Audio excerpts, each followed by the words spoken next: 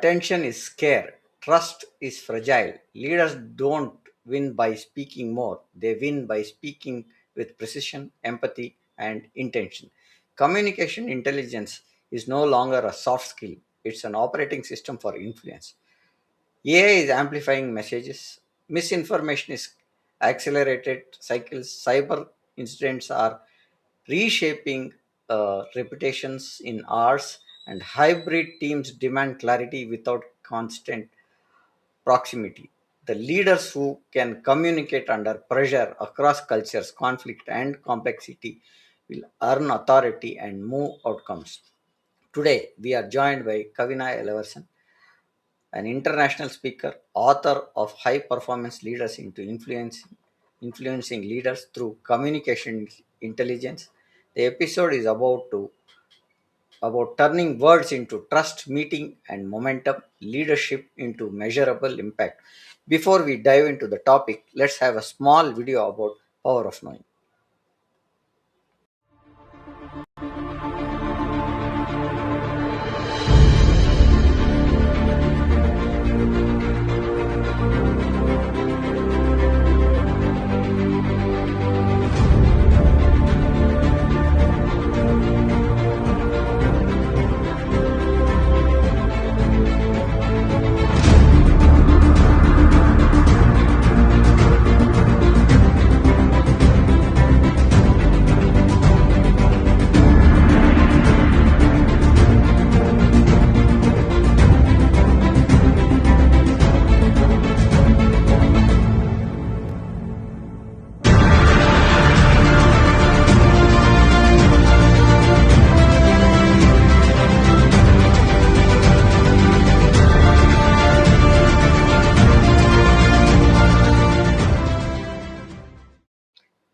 Let's welcome Kavina to the podcast and dive into the topic. Hi, Kavina. Welcome to our podcast. Good evening. And how are you today, Kavina? Hello, hi Prem. It's lovely to be here doing this session with you. I've been really great. Thank you very much. How are you? Great, Kavina. It's great having, and we are also coming to know that you have launched your book. Congratulations for that, and welcome to the podcast. And let's dive into the topic. What is communicational intelligence, and why it is becoming a new leadership currency, Kavina? Great. Thank you, Prem, for asking such an important question. As this particular topic, communication intelligence, sits right at the heart of leadership today.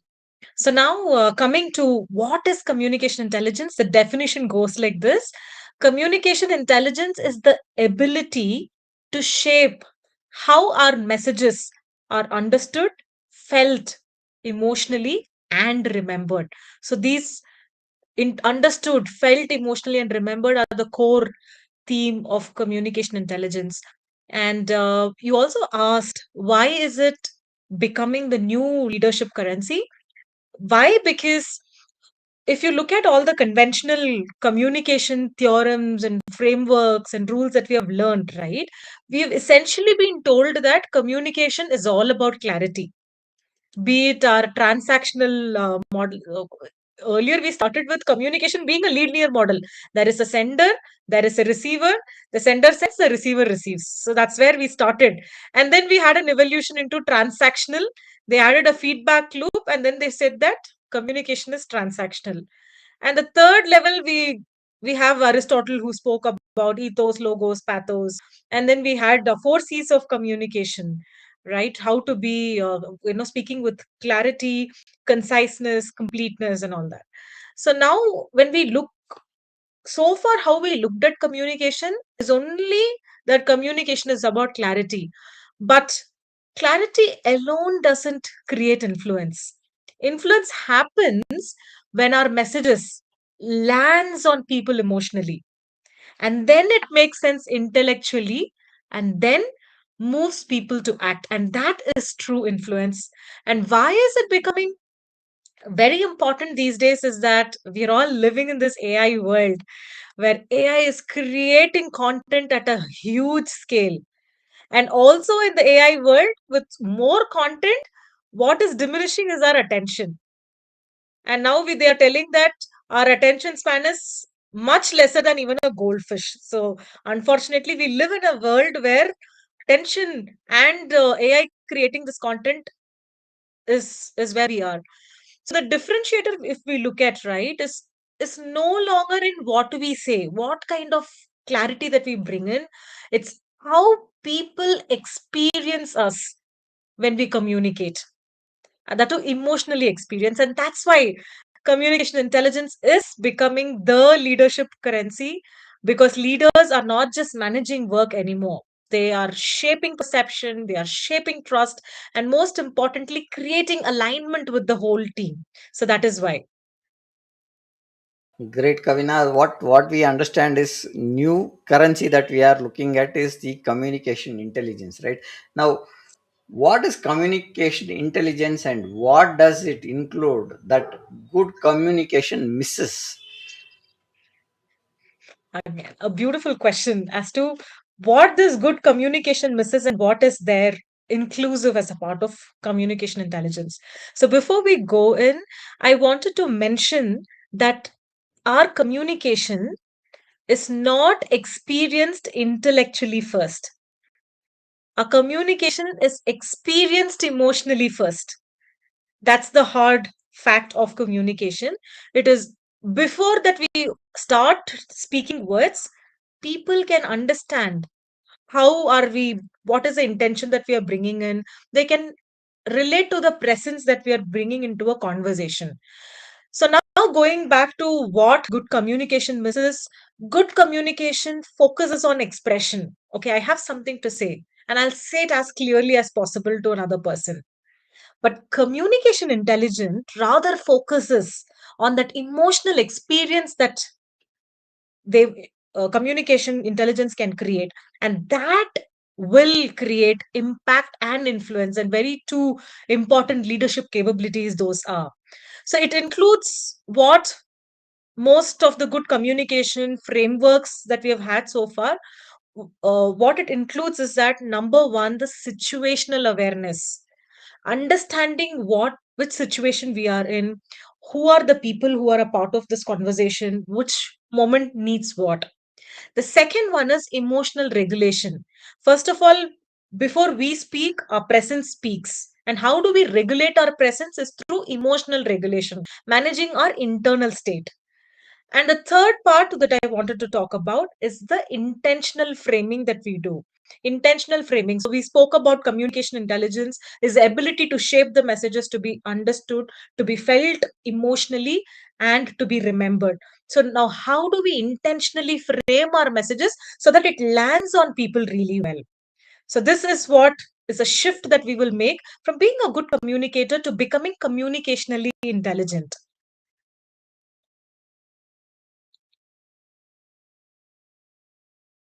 Great pointers there. I think the extract completely says how communication is becoming more important because in the world of AI generated content, important is how do we communicate, and the human skill plays a major role here is what we are seeing. What are the core pillars of communication intelligence? Clarity, emotional regulation, intent, listening, framing, feedback loops. What are the core pillars? The number one core pillar of communication intelligence is the concept of emotional aftertaste.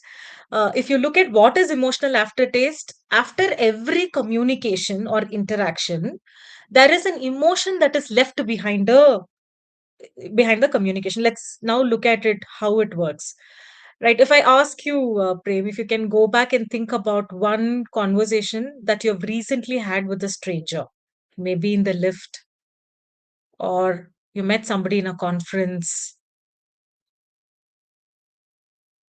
Now, if I would like to ask you, how would you explain that conversation to be?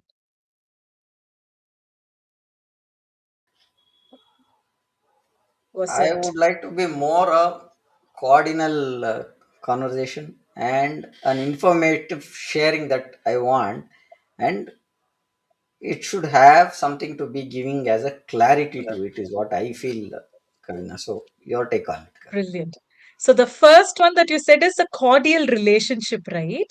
Right. And what does it actually signify is an emotion that we are actually putting together for a conversation that we might have had. So if we go back and think about what was the exact words, sentences, we may forget. We actually forget. And that's what a psychologist Hebbingus has actually told, that within 48 hours, people forget 90 percentage of the content that they've heard.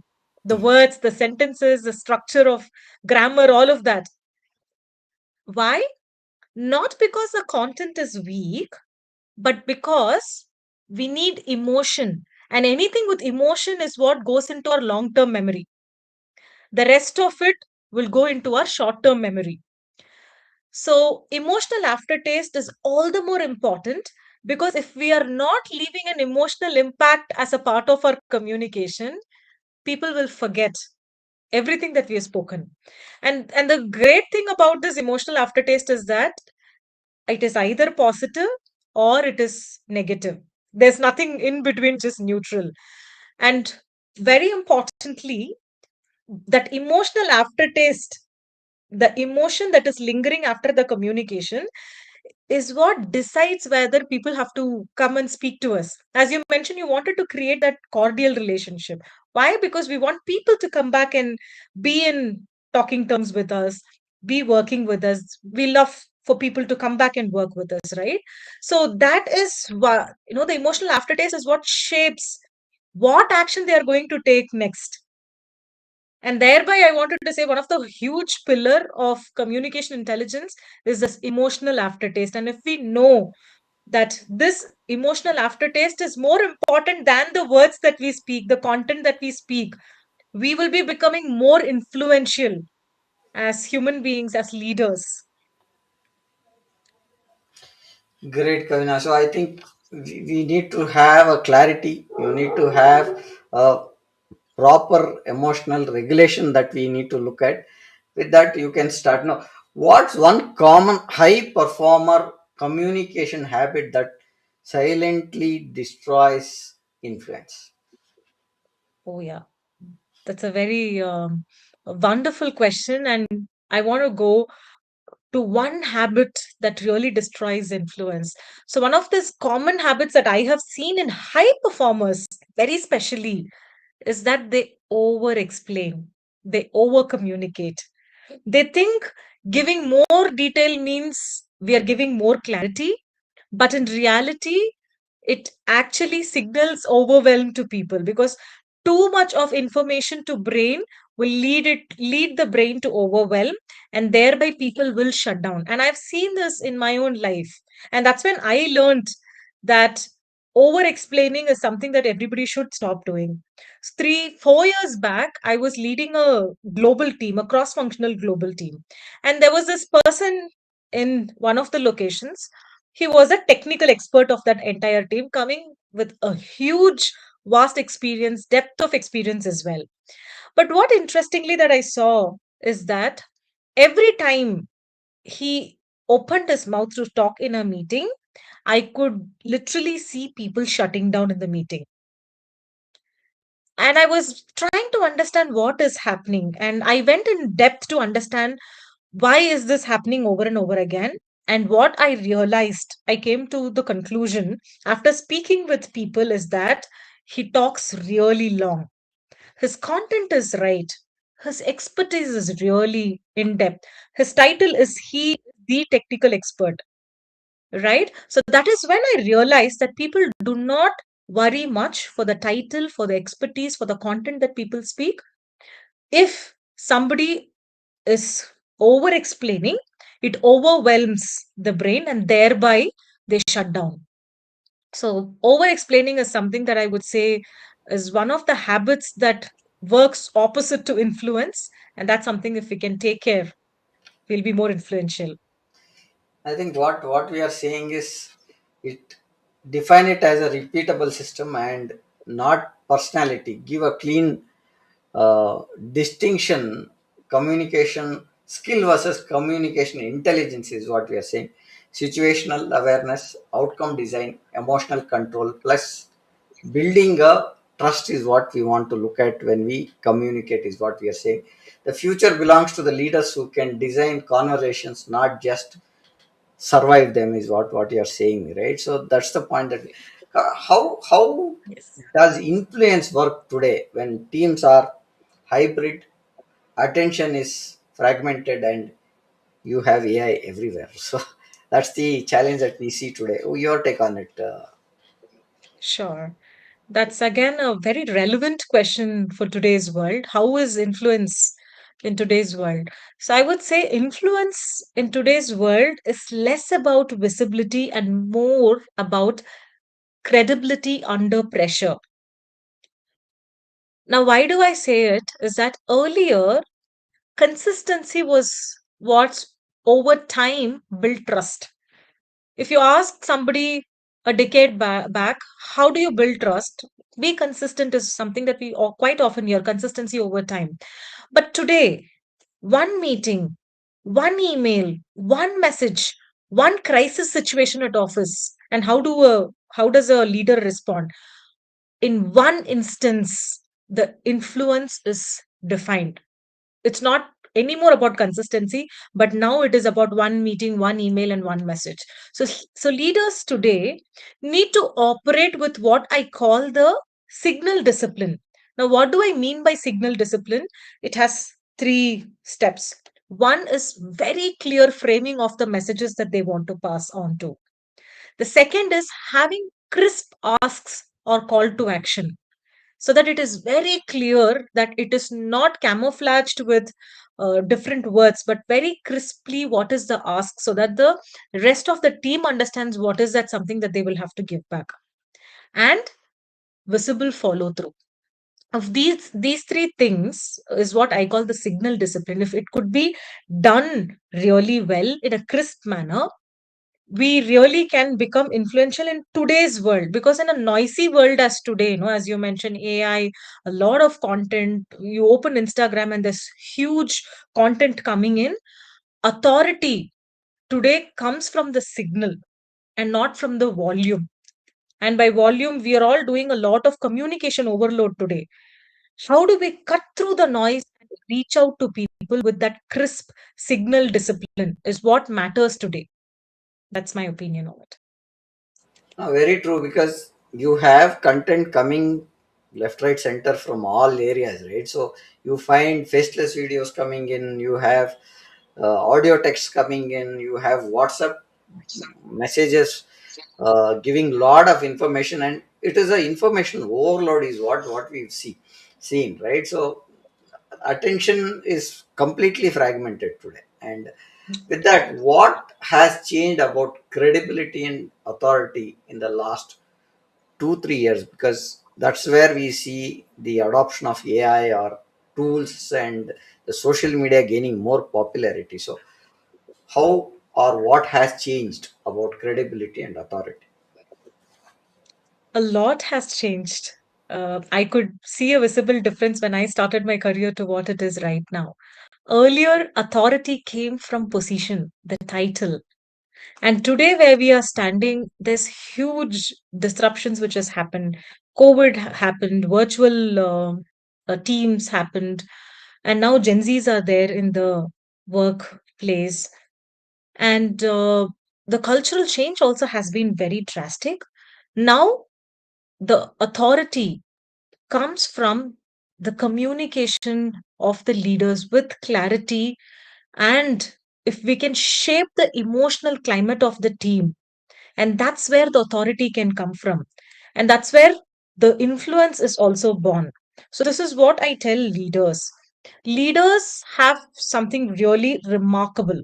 Now, discounting the position from it, we all follow leaders, and there's in neuroscience also there's something called as mirror neurons. There's a specialized cells in our brain.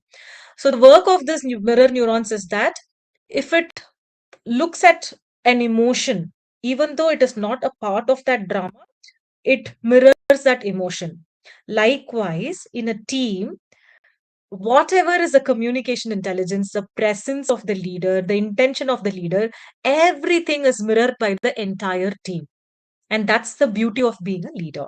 So now what I tell the leaders is that leaders need not be a thermometer of the team who checks on what is the emotional climate of the team. Become a thermostat, because with the mirror neuron example that I spoke about, leaders can completely become a thermostat and regulate the emotional climate of the team. And that's the beauty that leaders can have. So, thereby, earlier it was the authority came from position, and today authority can be coming from how are we regulating the emotional climate of the entire team. Right. So I think the climate matters when we look at the communication coming in. The culture matters with the shift happening, and that's where what does a leader need to do differently in virtual first and cross culture environments? Absolutely. Again, a change in the workplace, right? We are going completely virtual and a lot more cross cultural as well. And it is good as a part of our workplace evolution. So, now coming to the question, in virtual environments, what we generally do is we lose context of our communication. So, one thing that I would quickly want to tell all the leaders who are leading virtual and cross cultural teams is over design your clarity, because that becomes the primary when it becomes a virtual and cross cultural team, and losing a lot of context. And again, in cross cultural environments, you don't assume alignment, you create alignment explicitly, and creating that alignment is the second most thing important thing when it comes to a cross cultural and the virtual teams. Because again, as I mentioned, the context is what we lose out when there is big teams and there's virtual teams, and more importantly cross cultural team. So the alignment is another thing which is very important, and it can be, the beauty of that is that it could be coming in through communication. And again, emotional aftertaste is a very useful concept when we have to create that alignment through the aftertaste that we can be driving in. So I would say over design clarity, create alignment quite explicitly. So these are two things which will help us. Thank you for that, Kavina. I think what you are saying is offer a practical model. Influence equals clarity and consistency and evidence. Plus empathy is what you're saying. Mention signals over noise, because that's what you're saying. More noise, there is no clarity. If you give it behaviors, concise framing, crisp ask, and a follow up through is what we should look at, is what you're saying in pointers, where I think first is eliminate the noise. That's what you're saying. In the era of AI, your words must carry proof, not a volume, that you are saying. And what is the language of influence in the boardroom versus the team floor, and how do leaders switch these codes? Great. That's a very thoughtful question, Prem. Thanks for that. So, language of influence in boardrooms versus teams. I look at it as two modes: decision language and execution language. In boardroom, the leaders need to communicate in decisions, right? What are we choosing? What are the trade-offs in our decision, and what is the risk that comes along with our decision? So it's always about decisions when it comes to boardroom. Whereas in teams, the leaders need to communicate in clarity. We spoke about the signal discipline, right? How clear can we give out our communication? How do we put our asks crisply? And how do we have visible follow throughs? So these are the three things about the signal discipline that we spoke about. So in teams, leaders need to communicate in clarity. What matters? Why does it matter? And what has to happen next? So if we look at leaders in the boardroom and leaders in the teams, same leaders, but different language. And influence is also about which language to be choosing in which particular team. And that is influence.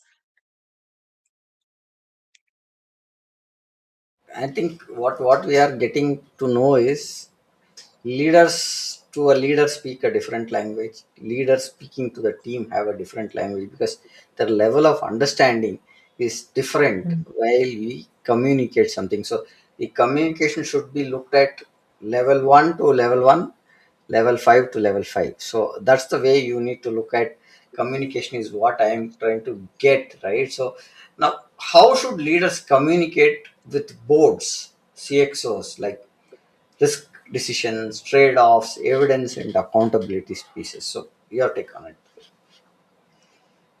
Sorry, can you repeat that question in boardrooms? How do leaders communicate with boards and CXOs, right? Where we find there are a lot of risk decisions that are to be looked at.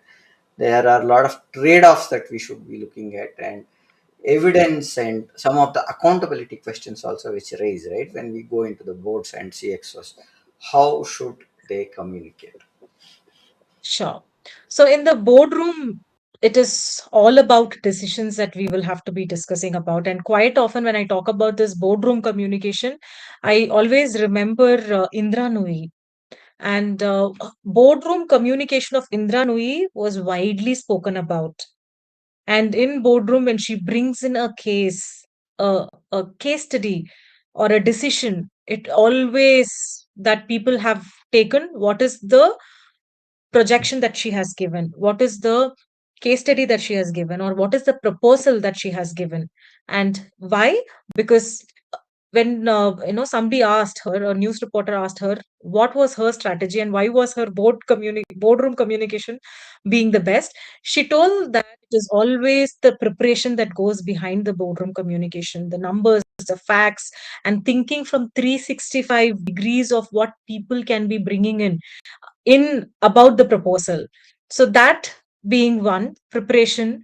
And the second thing is, when while we are presenting, it is also very important to present the case in a way that it wins the the audience vote as well. I mean the board members vote. For example, the huge thing that I have heard about the boardroom communication about Indra Nui is that she was trying to change the portfolio of PepsiCo. While PepsiCo was all about carbonated drinks, she was the one who brought in the oats and various other healthy meal. So the value proposition that she brought was not about adding something into the portfolio, but adding healthy items into the portfolio. So always looking at it from the perspective of what is important for the board members. I think that's the angle aspect that I wanted to bring in when we talk about the boardroom communication. Got it, Kavina. Now, how should leaders communicate with teams? Because you will have to give them a context, right? Then you will have to put purpose, then you will have to put their priorities, and psychological safety also has to be looked at, right? And execution clarity, because each pointer has to be given and a dependency to it and a mapping to it. So how should the leaders communicate with teams with these pointers? Great. So you already very well laid out the points that a leader is supposed to communicate to the team members.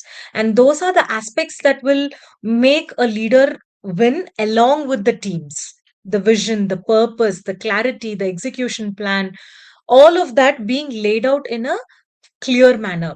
So, in addition to this, there's one thing that I wanted to add, which improves the psychological safety, is that the emotional aftertaste that we discussed, right? What kind of an emotion that I want to leave after my communication. So, if leaders can constantly prioritize safety as the emotional aftertaste, it will really create that psychological safety with people and move the teams from performing just performing to performing out of passion, and that in turn creates high performing teams. And that's one thing that I wanted to highlight, along with the clarity that a leader would like to bring in, the signal discipline that we spoke about. If we can constantly commit to creating emotional aftertaste, which is safety, the rest would really work in favor of the entire team and their success. Got it, Kavina. So What we are saying is it should not be a voice that we should look at as an influence. It is the right voice for the room, and that voice should be in a position to navigate, guide, and support them, right? So what are the True. top 5 communication mistakes that reduce leaders credibility instantly? Great. So there's this five quick ones, or I would say shifts that I would like to highlight when we talk about the mistakes.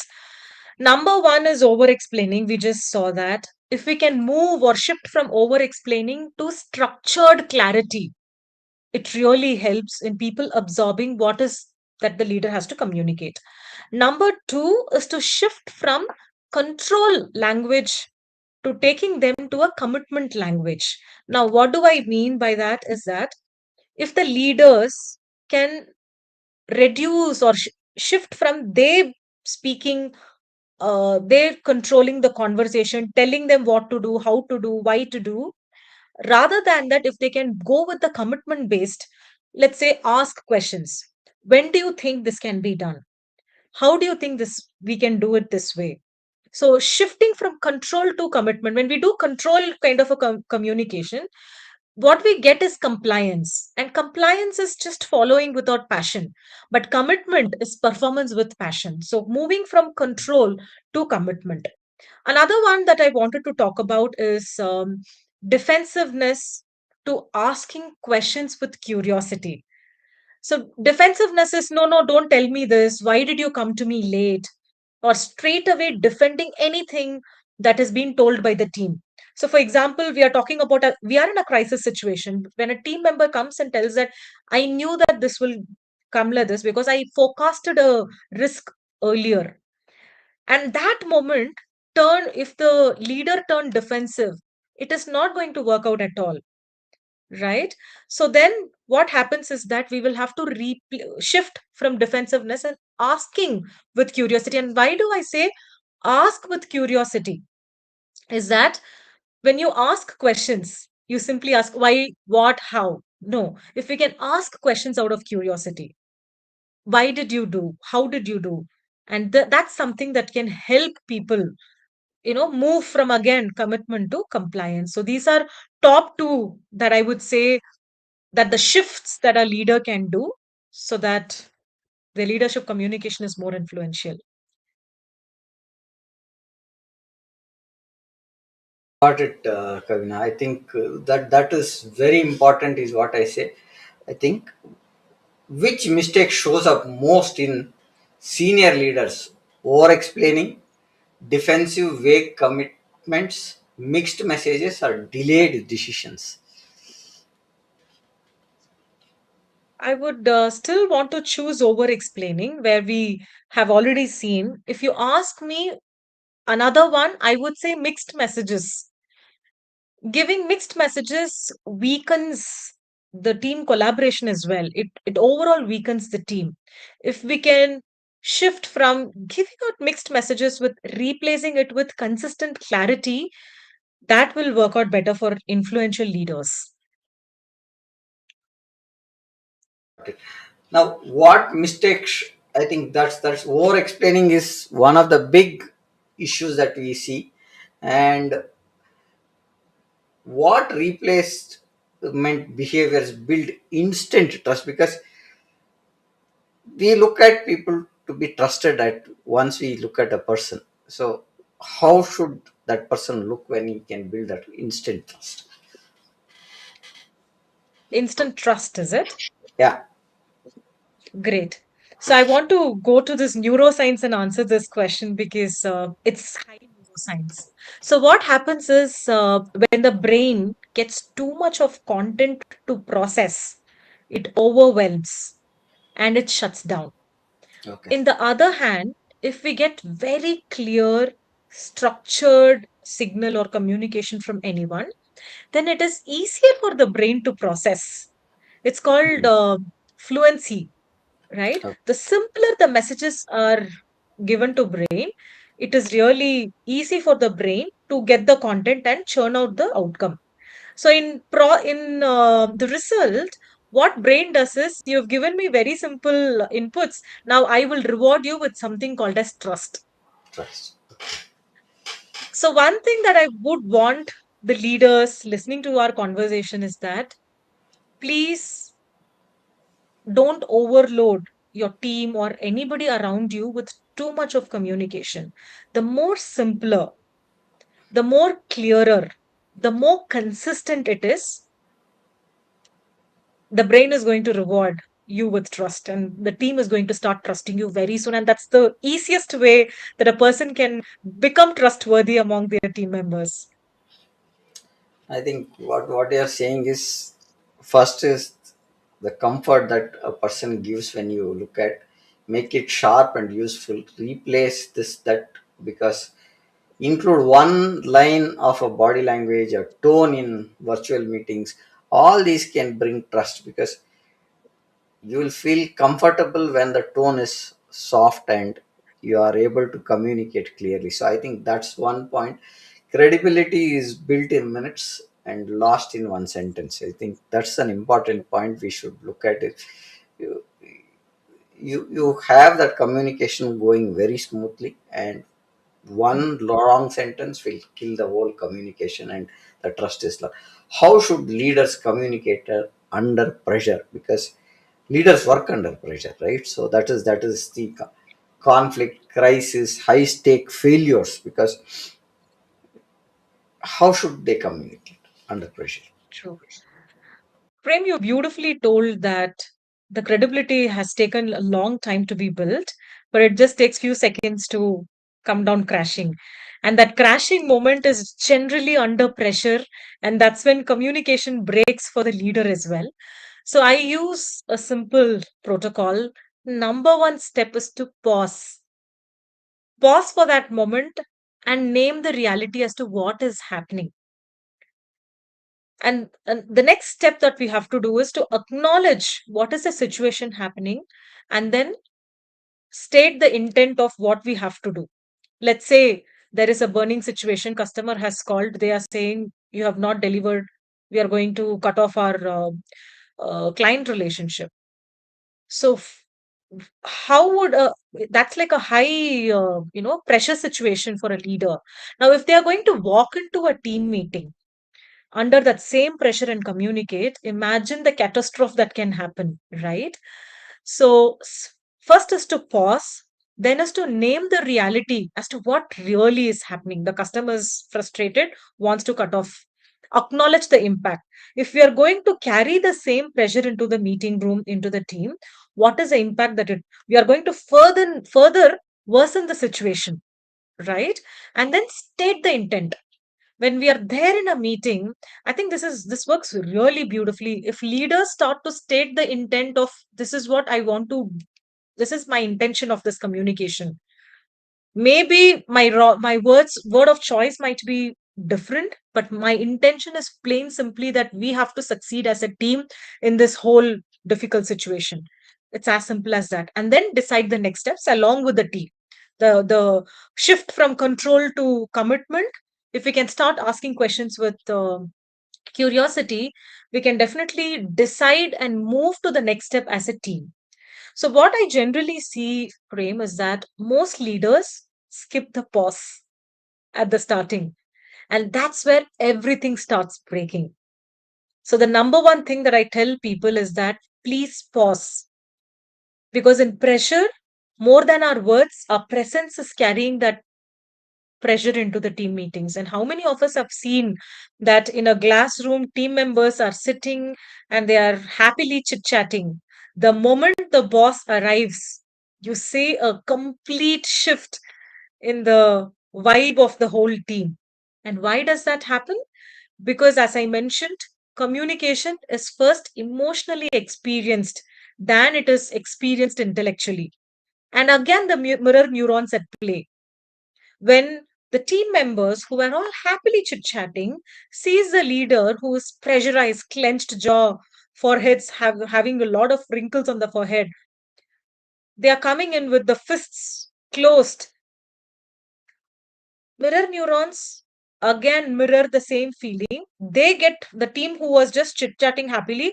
They get under pressure. Their fists are clenched right now. Their jaws are clenched right now. And then the environment of the entire team changes. So the first thing that I would want any leader under a pressurized situation is to pause. And that pause can actually give you a safe grounding for your presence, and then the rest of it can be, put in place. Kavina, I think pressure makes or breaks a leadership role is what I see, because what we are talking at the moment is one way a wrong sentence under a pressurized environment can kill the trust is what we are saying, and one good message while in a crisis situation can boost the morale of the team, right? So that's the two pointers that we are looking. How, what does emotional regulation look like in language? You spoke about pauses, that is one way of looking at what is acknowledgement, acknowledging boundaries, decision statements. Great. So, how does emotional regulation look like? So, this emotional regulation, right? Again, as I mentioned, the mirror neurons, whatever emotions that we carry as a leader is what is going to be passed on to the entire team. The thermostat of a team is a leader. So, emotional regulation, before we start speaking, through words also we show a lot of emotions, but the first emotion that we have to regulate and we showcase it to people is through our presence, through our body language, through the facial gestures. We know the framework of communication, the principle of communication. It was this Mehrabian's communication rule, right? It talks about 5%, 538, 50, no, 73855 rule. So what does it talk about is that 5% of your communication is actually your verbal communication, which is through your words. The rest 38 is through your vocal variety, the pitch, the tone that we use. And then the rest of the 55% is our body language. And body language is your facial gestures, your hand gestures, the body posture, all of that together. So now, if you look at these three topics of words or verbal communication, vocal variety, and the body language, through each one of this, the emotional regulation is exhibited.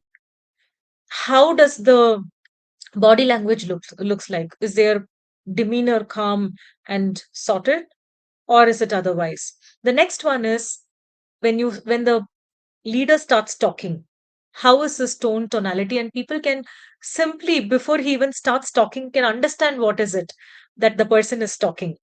And the third one is the words that they use, and that is only 7%. So that's why I say content is 7%, the rest is 93%, which includes our vocal variety and body language. So there's this beautiful thing about our human brain. So we are constantly scanning, are we safe? Are we safe?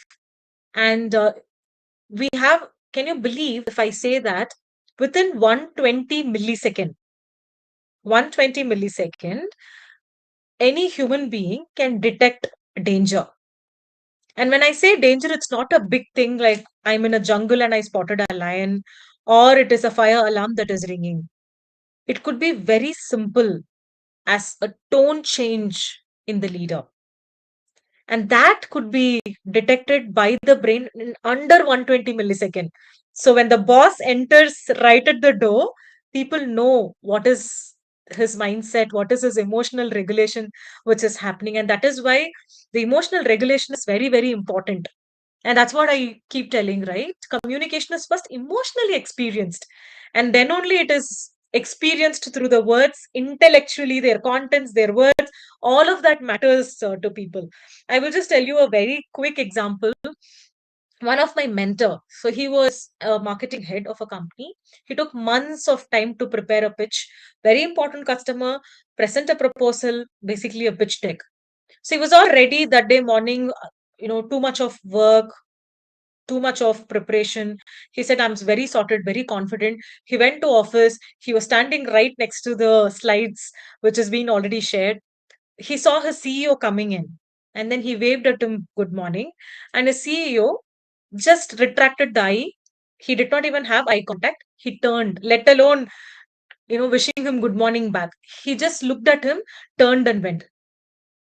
And that's again few seconds of him not wishing and him retracting the eye contact, looking against him. Now think about the confidence of that person who would be there on the stage with a very important customer. So what is that I wanted to mention here is that we may all do things quite unconsciously. The intention wouldn't have been that, but unconsciously we may do things. But when we are a leader, as simple as retract and eye contact can actually disturb our team's emotional climate. So, emotional regulation is very important. I think what you're saying is it is more to look at a confidence that is there when a person is coming in, and how does the confidence go down when he's not, a gesture is done and that gesture is not reciprocated, right? So that's where I think what we see, what is the simple conflict script leaders can practice. You asked one of the most important questions. Let's get straight to the script, right? And conflict is another key high stakes situation that many of us will be in day in and day out. So here are a few phrases that I would like to tell, which can be used in times of conflict by a leader. So the number one thing that I wanted to tell is to actually seek understanding or perspective from the team. So the leader can go ahead and tell that, help me understand your perspective rather than as what did you tell, help me understand your perspective. And number two would be, if we have a different angle in the conflict, here's how I am seeing it. It's not a universal fact what I'm telling. It's like, me as a leader, this is how I'm seeing it. Another script that I can give is, here's what matters the most right now. When there's too many conflicts coming in, how do we prioritize? And then bringing in commitment or accountability at the end of the conflict. So we say, let's align on the next step. So these are certain phrases, may look very simple, but what happens at the moment of crisis during a conflict, a high burning situation, is that it all goes out and then we start emotionally speaking. But if we can just have some scripts handy, I've always liked to have this phrases handy, script handy, so that it just jumps out of right out of us, not by emotion but by the intellect. And I even in the book I have this phrase book of how the new communication leadership communication is engaging, and I have put together a list of phrases that can really shift the communication for leaders. I hope this helps.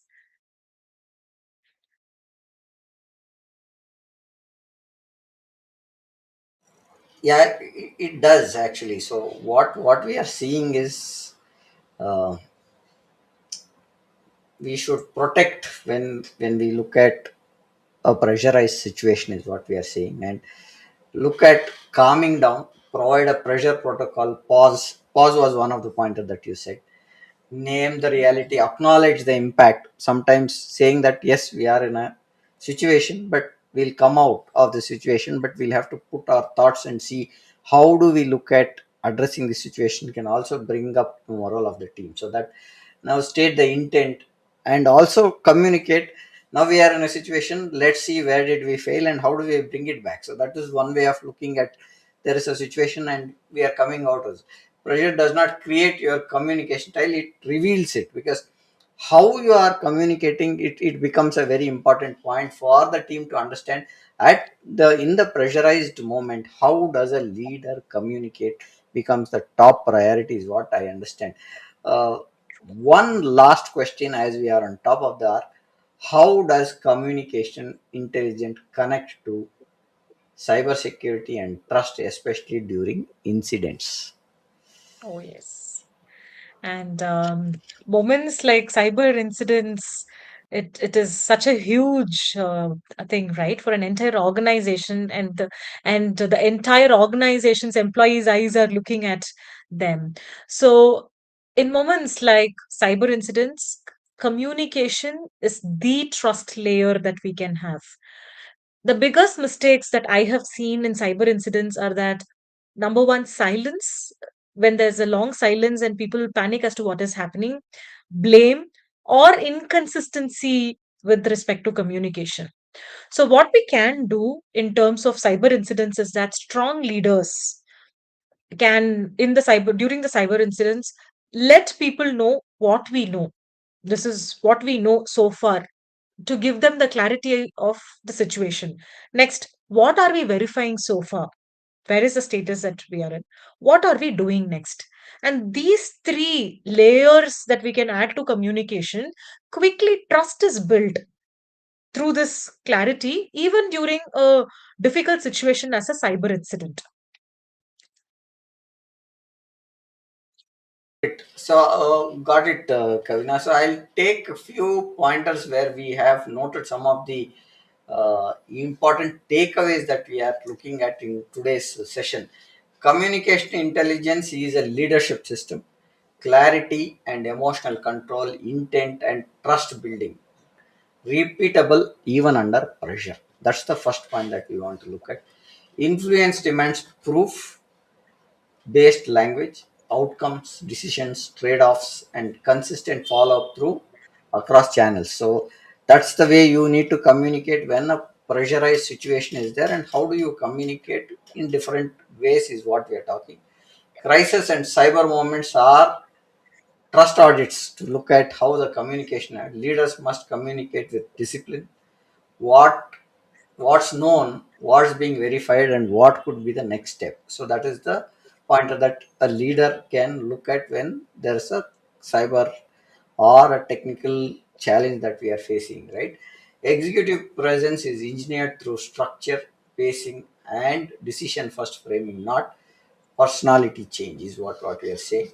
And with the fastest path to influence is measurable, few misunderstanding, faster decisions, strong alignment, and high stakeholder confidence. These are the takeaways that I had noted according to the questions or the pointers that we discussed so far, Kavina. Uh, any closing pointers that you want to give before we conclude? Sure. Thank you, Prem, for beautifully putting together the entire 1 hour's conversation. If there's one thing I want to leave with the audience today, I want the leaders to be aware that when we are communicating, we are not just communicating to people, but we are communicating to the nervous system of people, which means it is going even more deeper. So the next conversation, let us not just ask ourselves a question that what do I want to say? Instead of that, ask yourselves, how do I want this communication to be experienced by my team? Because every conversation is first processed emotionally, than intellectually. So let's first build that emotional aftertaste in every conversation that we are taking forward. And that's what people will carry forward also. So that's something that I wanted to leave the audience with. Thank you for that, Kavina. So, Kavina, thank you for being here.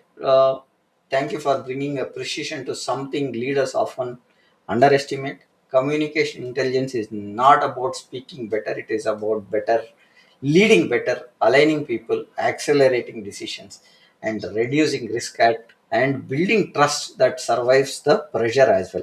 So, thank you for that. And to the audience, Kavana has recently launched her book on Amazon. I have brought the QR down here where you can scan and look at the book. This is doing a great rounds in the market, and I see it is making waves for Kavina to have this book done here. Congratulations for you, Kavina, for getting the book out, and it's great to have you here. And with this, we would like to conclude our show. And for if any leader listening right now hears the challenge that before the next meeting, decide what outcomes you want, choose three sentences that will move forward and deliver them with a calm authority, is what we want to say as a final pointer. And thank you for being here, Kavina. Uh, Good day and bye for now. Thank you, Prem. It was such a pleasure to be here. Thank you all. Thank you.